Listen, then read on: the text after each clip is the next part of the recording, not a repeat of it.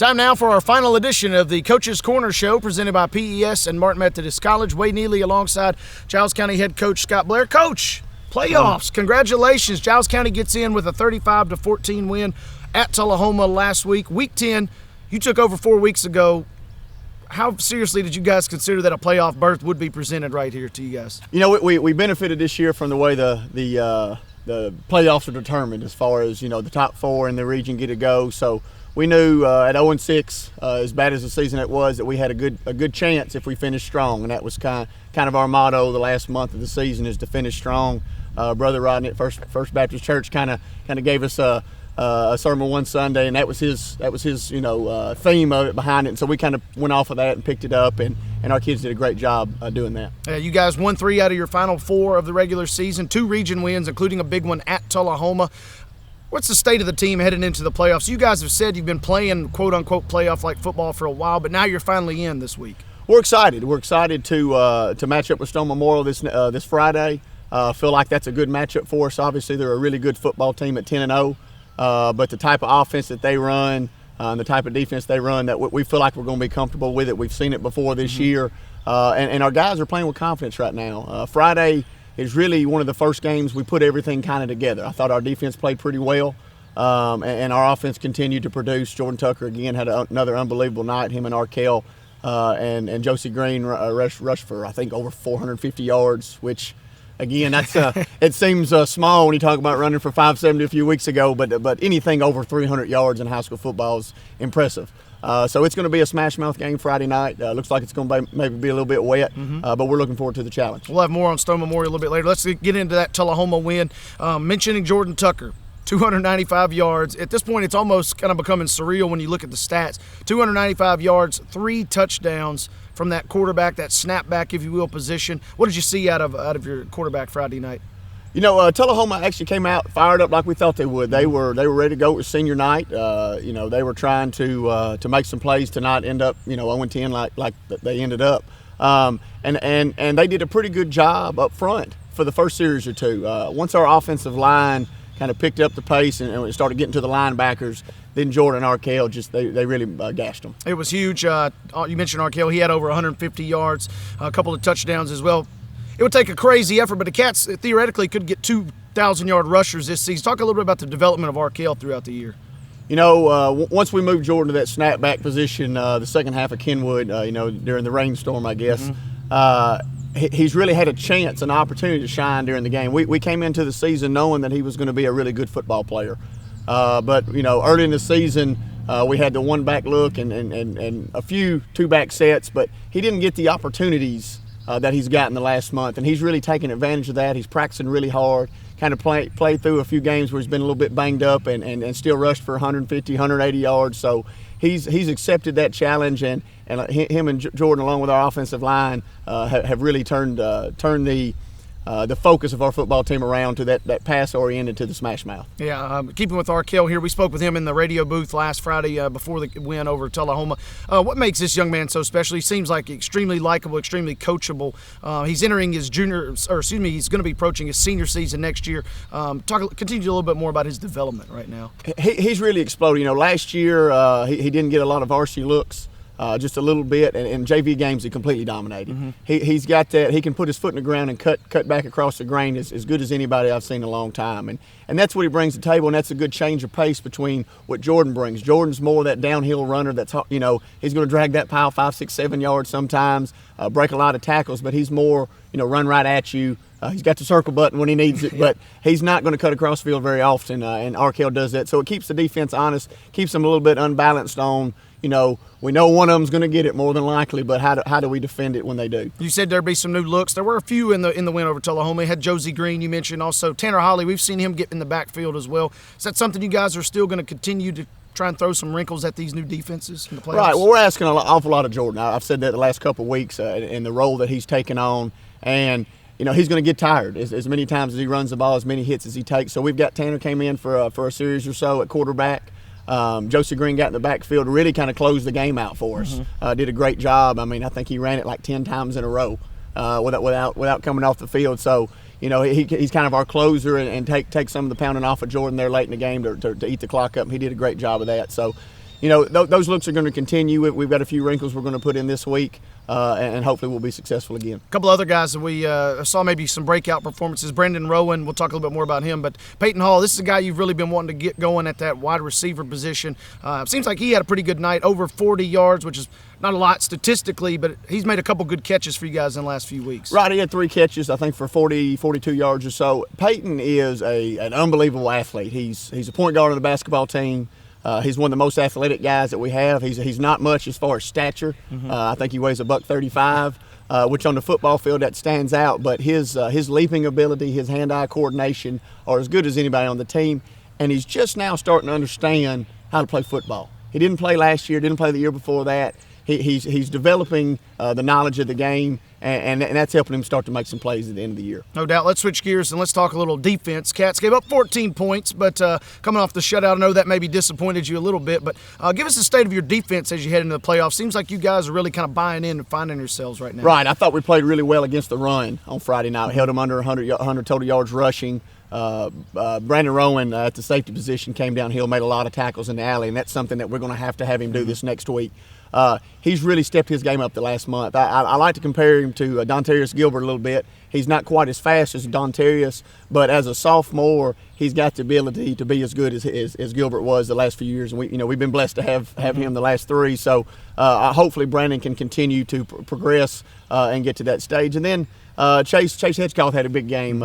We tease him all week about, he finally got an interception, and he's not maybe the best hand-eye coordination guy on the team, but they're at the goal line, gets a big pick at the 1 yard line, and really got some confidence for him going forward, and for the defense. Everybody was excited to see him make a play. A couple of weeks ago, you told us here that you were going to make some things change defensively with the linebacking unit. Was that a function of that?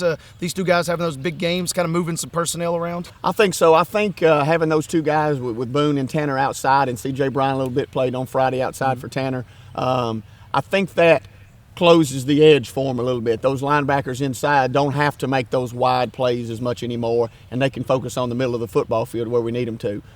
Brandon's just continuing to develop. He's done a great job this year, and again, having those guys on the edge helps you with your angles as far as making tackles, and sets you up to make more plays. We'd be remiss if we didn't ask a question or two about the offensive and defensive lines. Number one, offensive line seems like they're really just firing off the ball right now. Absolutely, and we've done a great job. Coach Aesop's done a great job of keeping our guys fresh. It's not the 5 guys that start that finish.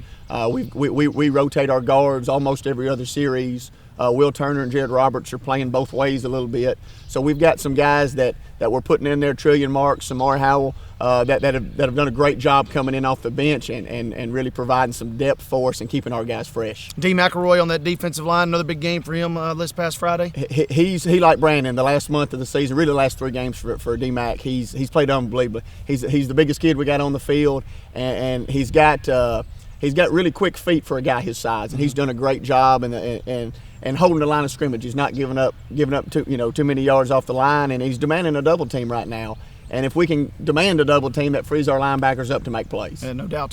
Finally, special teams. How did the Cats look on the third phase of the game last Friday? We did well. I thought our kickoff coverage was the best it's been all year. As far as the extra points, we're 5 for 5. Jed Jenkins came in and hit one for us off the bench. So we've got guys that can make plays in the special teams department, and we've done a great job. Austin Norwood did a great job on kick coverage. He had 2 special teams tackles. He's missed a game or 2 due to a back injury, and he came back and is continuing to play well. Good deal. Coach, we'll preview Stone Memorial. Going to be a big task coming up this Friday, but we'll break that game down when we come back on the other side of this timeout. This is the Coach's Corner Show presented by PES and Martin Methodist College. We'll have a preview of the Bobcats' playoff run on the other side of this timeout. Hi, I'm David Alford from the TV show Nashville, and I'm here to tell you about my college. Since 1870, Martin Methodist has paved the path to success for thousands of graduates.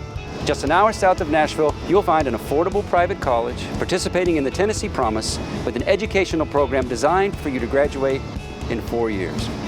Come visit us and experience the difference. Experience an education that's personal.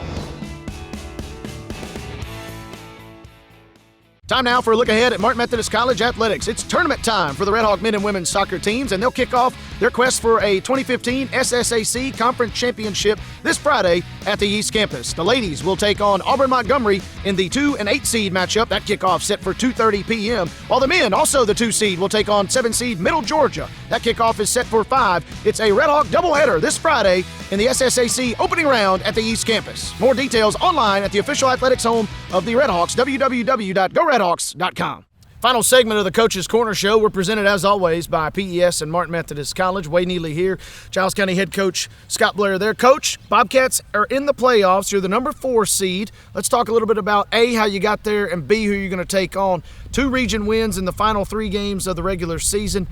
Came down to some tiebreakers, but Giles County, they did get into playoffs thanks to a tough schedule you guys played this year. Absolutely. That was the tiebreaker that ends up coming into play. I think once you get down to that second, third tiebreaker, it's how many opponents you played that have a 500 record or better.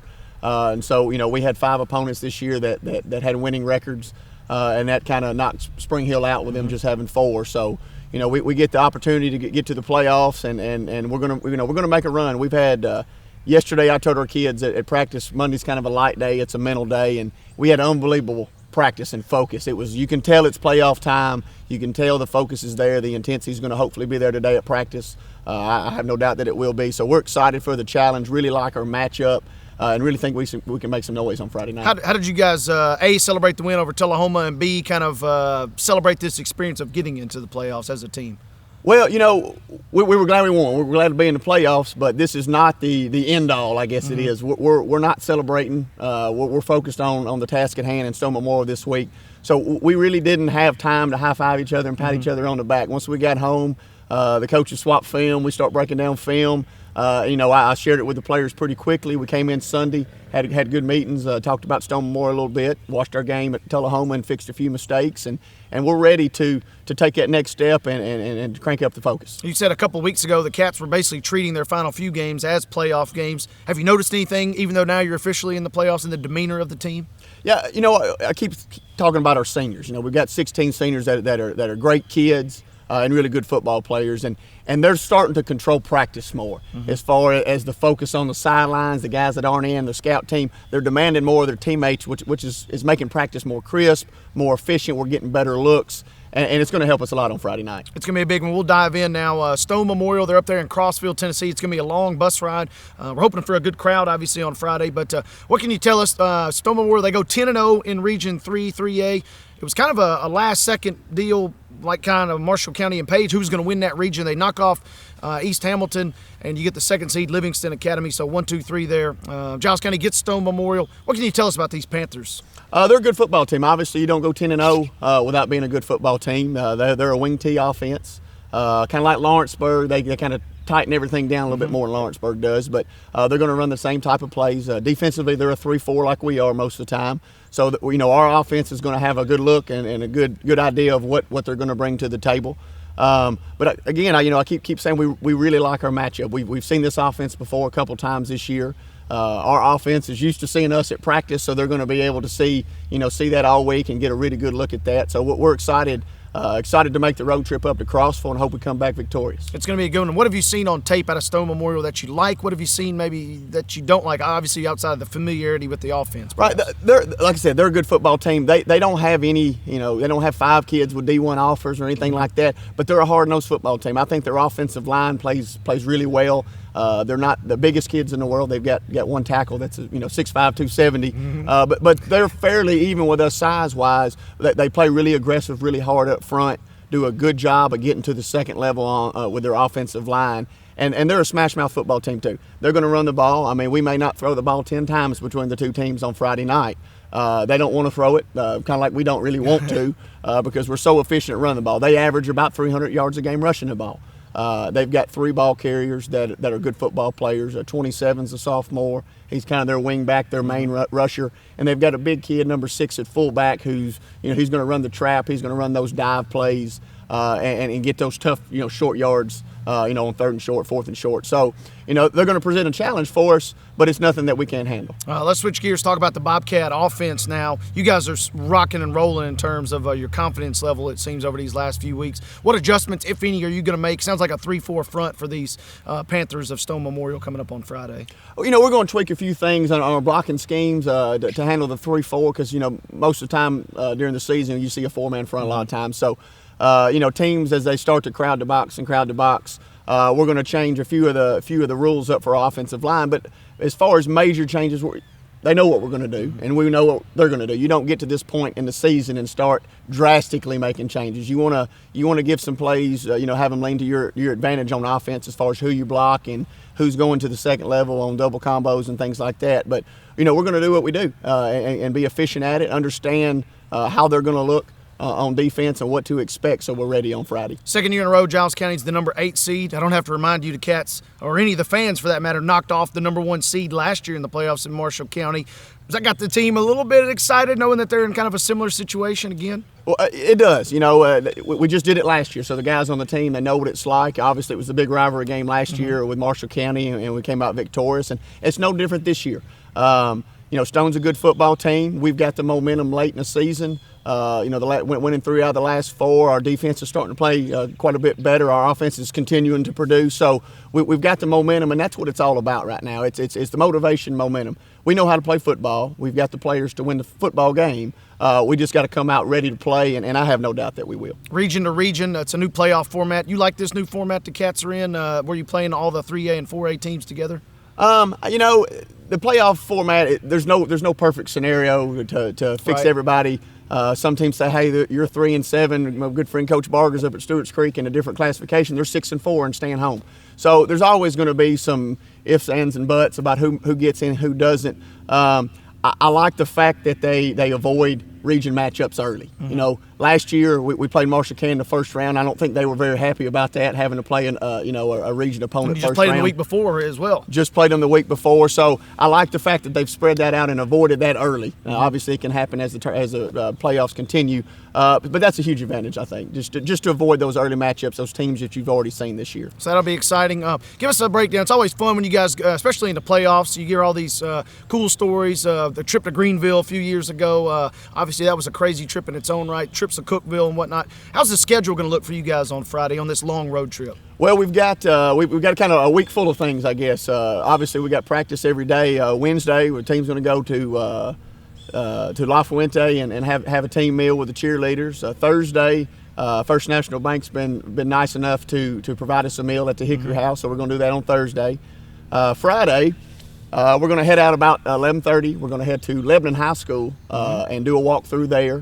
Coach Jim McDowell is one of my buddies, the basketball coach up there, so he got us on the field to do a walk through. We're going to go to Demas's and have lunch about 2 o'clock. And then head the other half of the trip, head to Crossville to win a ball game. It's going to be fun. If I'd have known you were going to Demas's, I'd have hopped on the bus. That's a pretty good schedule. Coach, we'll kind of close out this episode here. Biggest key to victory tonight against Stone Memorial? Understanding our responsibilities. Tanner and Boone, I've given them a big challenge this week on the defensive line. They're going to play much more on the line this week because they're so compressed on offense.